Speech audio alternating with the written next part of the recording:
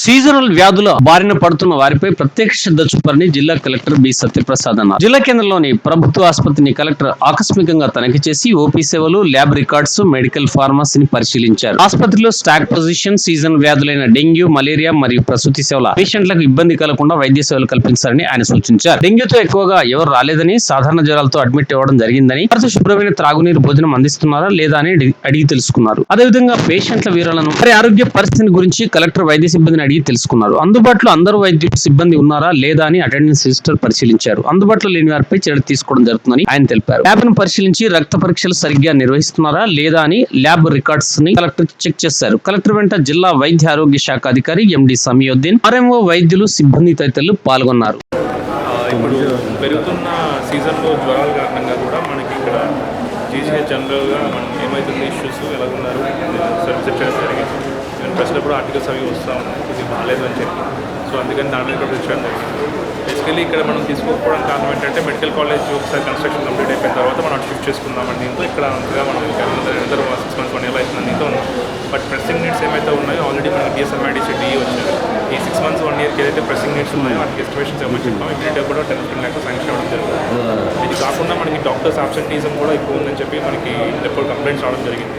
ఇప్పుడు కూడా వచ్చి అన్ని వెరిఫై చేయడం జరిగింది. ప్రాపర్గా అప్రోప్రియేట్గా రిపోర్ట్స్ ఉన్నారు. ఒకళ్ళు ఇద్దరు నార్మల్ అబ్సెన్స్ ఉన్నారు, will take action.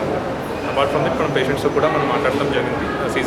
Fever season కాబట్టి ఫీవర్సే ఉన్నాయి. అండ్ మనం ఇచ్చిన ఇన్స్ట్రక్షన్స్ ప్రకారం అన్ని ఫీవర్స్కి డెంగ్యూ టెస్ట్ చేస్తూ ఉన్నారు. But what we observed is dengue లేదు, బట్ ఫీవర్స్ నార్మల్ ఫీవర్స్ ఎక్కువగా ఉన్నాయి.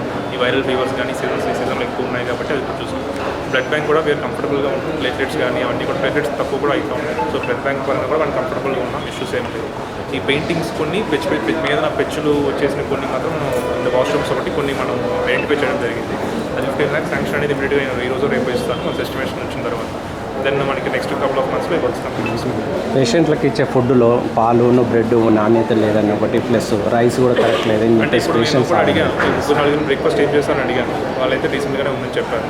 బట్ ఈ డైట్ చార్జెస్ కూడా అవి కొన్ని ఇష్యూస్ ఉన్నట్టు ఉన్నాయి. అండ్ బట్ క్వాలిటీ పరంగా కూడా నో కాంప్రమైజ్ అని చెప్పడం. బట్ నేను పర్సనలీ పేషెంట్స్ అడిగినప్పుడు మాత్రం రీసెంట్గానే ఉందని చెప్పాను. ఒకటి మాతా శిశులో సర్జరీ చేసిన తర్వాత డ్రెస్సింగ్ అనేది డాక్టర్ చేయట్లేదు, కంపౌండ్ అది నర్సులకు వదిలిస్తున్నారు.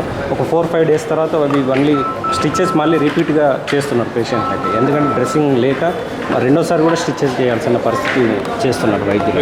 డాక్టర్ మాట్లాడి అంటే రూల్ ప్రకారం డాక్టరే చేయాలా, నర్స్ చేయాలా అనేది నాట్ షూర్. సో వాళ్ళతో మాట్లాడి what ever it's position who is the person responsible person ఇప్పుడు మీరు ఇక్కడ తనిఖీ చేస్తున్న సమయంలో ఒక అతనికి చెయ్యి ఇరిగిందని వచ్చాడు. అతనికి ఇమీడియట్లీ రెస్పాండ్ కాలేదని చెప్పేసి ప్రైవేట్ హాస్పిటల్కి వెళ్ళిపోయాడు. లోపల ఉన్నారు. ఆయన ఇక్కడ 1 hour వెయిట్ చేసినా ఇక్కడ నాకు సర్వీస్ లేదని చెప్పేసి డాక్టర్స్ అందరినీ అటెండెన్స్ తీసుకోవడం వల్ల అటెండెన్స్ చూస్తున్నాం. డాక్టర్స్ మా దగ్గరికి వచ్చి జరిగింది. బట్ ఇమీడియట్గా నెక్స్ట్ అవ్వకుండా కొంతమంది డాక్టర్స్